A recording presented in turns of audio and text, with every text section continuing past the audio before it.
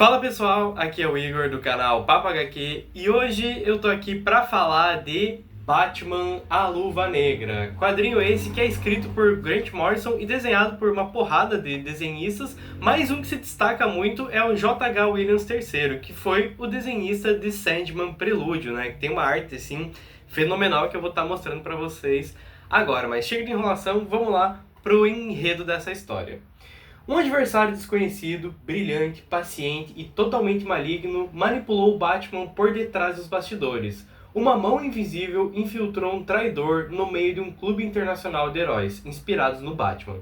Além de colocar um assassino imitador, ou melhor, assassinos imitadores do Cavaleiro das Trevas nas fileiras do Departamento de Polícia de Gotham City. Essa mão era conhecida apenas como a Luva Negra. Então, né, pessoal, esse quadrinho aqui, ele é bem curioso, né? Primeiro, essa aqui é a mesma edição da Panini, tem os mesmos volumes. Acho que a diferença é só que não vai ter nenhum extra aqui, né? A não ser as capas originais. Mas tirando isso, cara, é basicamente a mesma coisa. Então, inclusive, se você tá pensando em pegar a da Panini ou essa aqui, se achar essa aqui mais barata, talvez vale mais a pena pegar essa aqui, sabe? Até porque ela tem uma história extra no final, né? Mas, como a da Panini, ela vai compilar basicamente dois arcos, né? Ele vai compilar do 667 ao 669, e aí ele pula pro 672 até o 675. Quando eu tava lendo, eu fui pesquisar o porquê que tem esse salto, porque eu fiquei, pô, tá faltando coisa aqui, né? Até porque termina o 669 e quando você volta no 672, volta um negócio um pouco diferente ali. Eu fiquei, tá, o que tá acontecendo aqui? Mas aí eu descobri que essas edições que foram puladas são as edições do Renascimento do Ra's al Ghul, que até saiu pela Eagle Moss na A Lenda do Batman, né? Mas que é uma história que todo mundo fala que é meio fraca e tal, então, enfim, não faz diferença pra essa história aqui, a não ser o negócio de Nanda Parbat, que eu não entendi se isso aqui se passa antes ou se ele tá falando desse período ali na questão do Ra's al Ghul, né?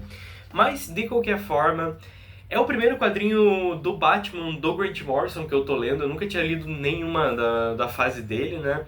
E assim, eu tenho que falar que me surpreendeu muito. Eu já li coisas do Grant Morrison e assim, eu sempre falo que o Grant Morrison é meio 880. Ou você vai ler um negócio que é realmente muito divertido e muito bom, mais leve, assim, ou você vai ler um negócio que, cara, é piração total, que é cronologia, que você fica tipo, caralho, eu não faço ideia do que esse maluco tá referenciando, como os Sete Soldados da Vitória, uma certa parte desse do Batman aqui, né? Então tem alguns quadrinhos assim que ele dá essa pirada, o próprio Crise Final, né? Que todo mundo fala que é bem complicado de entender em alguns momentos, mas enfim. Mas eu não achei que isso acontece aqui no Batman. Só que assim, o interessante dele ter esses dois arcos, basicamente, bem distintos, né? Que tem até ali as edições que separam eles, é que assim, o primeiro arco eu achei nota 10, assim, muito bom mesmo, eu gostei pra caramba. Basicamente, a gente vai ter o Batman indo pra uma ilha, onde você vai ter um grupo de heróis que é inspirado nele, né? Pessoal, desculpa se tiver muito barulho assim de fundo, porque não sei o que aconteceu, que a minha rua tá bem movimentada hoje. Mas enfim, você vai ter o Batman nesse clube de heróis, e que até é interessante, né? Todo mundo fala daquele arquivo de casos inexplicáveis lá naquela HQ que a Panini até lançou, tem essa história dos Batmans das várias nações que depois vão dar origem à Corporação Batman, né? Mas é bem interessante, assim, e... Bom, ele vai chegar nesse clube, e aí, de repente, acontece um assassinato, né? E aí vira aquele jogo de gato e rato, e o que que tá acontecendo, e eles ficam presos naquela ilha, principalmente naquela mansão, tentando descobrir quem é o assassino, o que que tá acontecendo, por que que tá sendo feito isso. E, cara, os desenhos do J.H. Williams III são, assim, um fenômeno, né? É uma arte assim meio pintada e tal, é assim realmente incrível. Eu achei muito legal que aqui ele mistura os estilos, sabe? Então o Batman ele é meio que um aquarela assim pintado, mas os outros personagens vão ser, ó, essa aqui dá pra ver bem a diferença. Vão ser um desenho mais clássico assim, e tal. E sério, essa história é muito boa. Eu fiquei assim muito curioso pra saber o que que tá acontecendo e sabe, tipo, você fica, tá, mas do nada você tá acontecendo. É bem aquela coisa do Oito Odiados, sabe? É a galera presa em uma casa e tentando ver o que tá acontecendo. Ou então aquele do, como é que é? Knives Out, que em português ficou Entre Facas e Segredos, né? é bem essa vibe, assim, detetivesca. Eu achei muito legal. Cara, olha essas artes aqui, são muito boas mesmo, né? E aí tem algo interessante que vai recontar um pouquinho do parte do passado. E aí ele usa totalmente outra arte aqui, que diferencia bastante. Eu até brinquei com o meu primo que essa parte aqui, né, que ele vai voltando ali pro passado, tem uma vibe bem Alan Moore, né? Todo mundo brinca que o Grant Morrison tenta meio que emular o Alan Moore, e eu achei um pouquinho disso aqui, de trazer assim, que os heróis, por mais que eles pareçam clássicos, eles não são assim tão bonzinhos e tal, né? Enfim, aquele contraste que a gente vê lá em Watchmen, né? Do Coruja com o Coruja novo, por exemplo. Então é bem bacana. E daí é que a gente vai ser apresentado para vários personagens novos, como até o Gaúcho aqui, né? Que é esse cara da máscara vermelha, que é argentino, enfim. É bem interessante. E uma coisa que eu gostei é que enquanto eu tava lendo, eu tava pensando assim que, tipo, cara, esses personagens eles são meio ridículos, né? E até eles surgiram na Era de Prata, onde era pra eles serem meio toscos, assim. Só que daí até tem momentos em que o Batman tá conversando com o Robin e ele fala assim, tipo, o Robin fala algo do tipo, pô, os caras são meio que versão. Não com essas palavras, mas são cos pobres de você, né? E aí o Batman fala que não, que ele respeita eles, que cita alguns dos personagens, assim, que são realmente inteligentes. Daí ele fala de um deles que ele falou, cara, se você acha que se eu não ver esse potencial nesse cara, eu não teria ajudado ele a treinar e tal.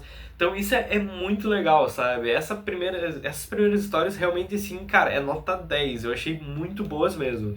E aí a gente vai pra o que eu não entendi muito bem, eu acho que é uma continuação das histórias lá de Batman e Filho, que são uns personagens que estão vestidos de Batman, aqui dá pra ver eles, e que eles estão cometendo atrocidades em Gotham City. Depois você descobre que meio que eles eram pra ser substitutos do Batman, enfim, uma loucura. Eu não sei de que referência que é isso aqui, eu não sei se teve algo nisso, sobre isso anteriormente, lá na Era de Prata ou Era de Ouro. Mas eu confesso que eu não conheço e não fala nada no encadernado, né? Ou se realmente esses personagens só surgiram ali, sei lá, no início da fase do Grant Morrison, que eu não li, né? Esse aqui, como eu falei, é o primeiro encadernado que eu tô lendo. Mas você consegue entender perfeitamente. É uma história bacana, assim, tem uns desenhos bem legais, né? Deixa eu até mostrar aqui até uma referência, né? Batman morre ao amanhecer. Então, são histórias legais, mas assim, aquela trama detetivesca e foda que tava nas primeiras três, eu acho que não se repete tanto aqui nessas outras. Mas são histórias boas, dá pra ler, os desenhos são bem legais, aqui não fica variando tanto a arte quanto no primeiro, né? E acho que ela não é tão legal quanto no primeiro. Mas enfim, aí você vai vendo o Batman, de certa forma, pirando um pouco, vendo até o Batmirim em certos momentos, enfim. A gente fica nessa, vai meio que recontando aquela coisa do... Tem aquela história clássica, né? O Robin morre ao amanhecer, que é até a referência da que eu mostrei aqui. E ele meio que reconta ali pra mostrar que o Batman teve um período em que ele não estava muito bem mentalmente, né? E aí meio que ele vai usar disso pra tá desenvolvendo essa história aqui. Mas tem o final dela que eu achei bem legal.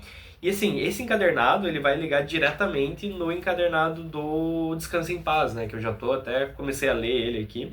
E assim, termina com um gancho enorme, sabe? Tipo, termina com um negócio que você fica tipo, caralho, como assim acabou aqui, sabe?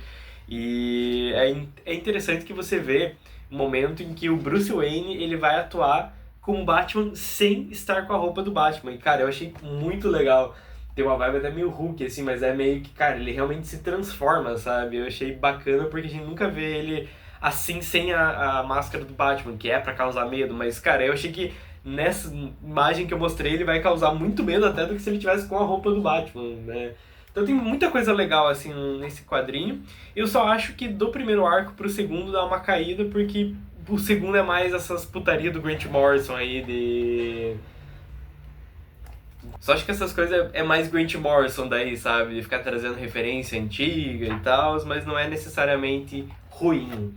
Mas, enfim, de história extra a gente vai ter Detective Comics 101, onde a gente vai ter o Batman e o Robin indo pra Scotland Yard, né? Que é aquela... Eu nunca entendi muito bem se é um departamento ou o que de detetive, mas enfim, tem até o jogo, né? Scotland Yard.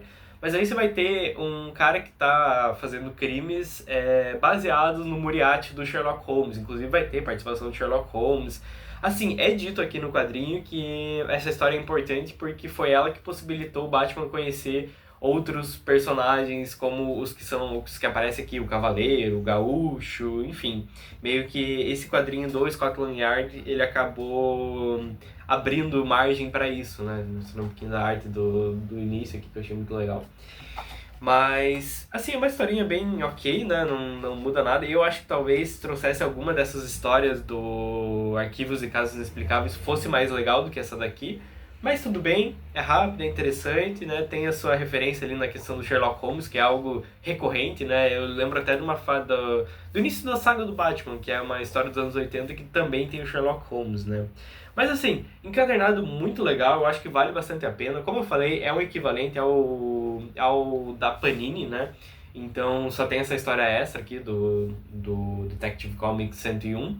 Mas fica a minha recomendação, se você nunca leu, acho que dá pra começar a ler por aqui. Eu consegui entender bem, só precisa, às vezes, abdicar em algumas coisas ali. Você vê que você tá parando muito pensando ali, cara, segue em frente e é isso aí, sabe? É assim que você lê Grant Morrison, na minha opinião, né?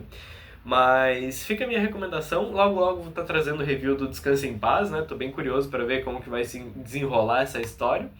Mas é isso, deixa aí nos comentários se você gosta dessa fase, se você já leu esse encadernado. E qual que é a tua fase favorita do Batman? Essa do Grant Morrison, quem sabe Scott Snyder, enfim, deixa aí nos comentários. Se inscreve no canal se não é inscrito. É isso, valeu, até a próxima aí. Fui!